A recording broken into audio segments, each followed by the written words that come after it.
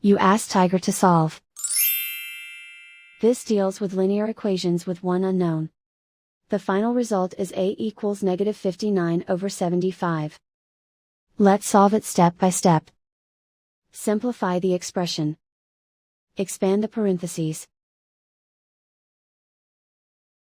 Multiply the coefficients. Simplify the arithmetic. Group like terms.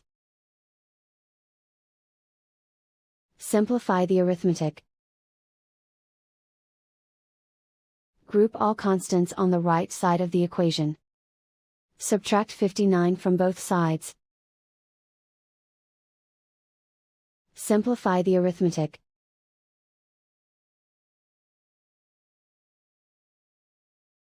Isolate the a.